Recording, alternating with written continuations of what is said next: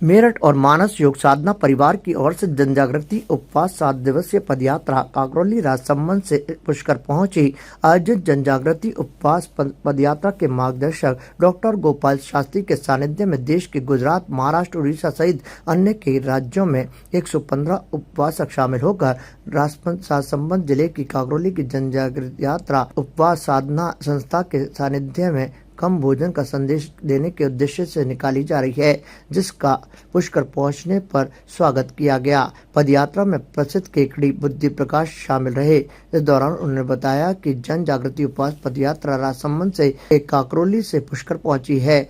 यात्रा कस्बे के अखिल भारतीय दादी सेवा ट्रस्ट पहुंची, जहां पर पुष्कर के प्रसिद्ध ज्योतिष पंडित आचार्य कैलाशनाथ दादीज, रामस्वरूप व्यास, मनोहर व्यास, सुरेश व्यास सहित अन्य पंडितों की मौजूदगी में यात्रा का स्वागत किया गया।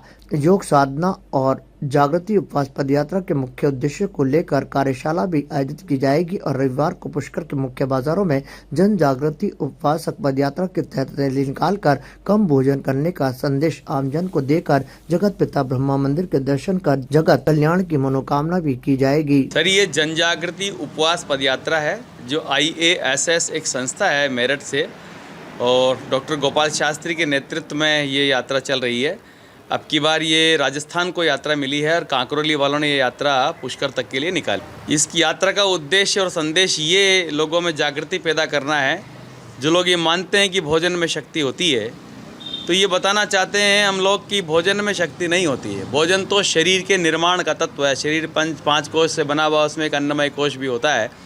लेकिन उपवास करते हुए हम ये बता रहे हैं लोगों को कि भोजन में अगर शक्ति होती तो फिर जो आदमी भोजन कर लेता है उसको कहोगे एक बोरी उठा के छत पे ले चलना, तो क्या वो ले जा सकता है? भोजन करते आदमी कहता है रहने दे भैया, अब रेस्ट करूँगा। यानी कि आप देखो, ये लोग पैदल भी चल रहे हैं और भोजन भी नहीं कर रहे हैं, तो फिर ये शक्ति आ कहाँ से रही है? इस तरफ लोगों का ध्यान खींचना है।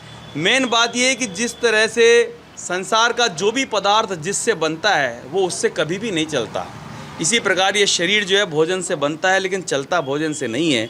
जैसे पंखा लोहे से बनता है, लेकिन ये लोहे से नहीं चलता। इसको चलाने वाली पावर कोई और होती जो दिखाई नहीं देती। नाम भगवान का है। मेरे को लोग प्रेम से बुद्धि प्रकाश दादीज कहते हैं। मैं केकड़ी का रहने वाला हूँ और छोटा मोटा कवि हूँ। हाँ, मैं पिछली बार इस यात्रा का आयोजन करने का सौभाग्य हमारे केकड़ी शहर को मिला हुआ था, तो मैं उसका संयोजक रहा हुआ हूँ। केकड़ी से सांवरिया सेठ तक की पदयात्रा पिछले साल 1 दिसंबर से 7 दिसंबर तक निकली थी। ताज़ा खबरों के लिए देखते रहें सरेराह न्यूज। अपना फ़ोन उठाएं और सब्सक्राइब करना ना भूलें।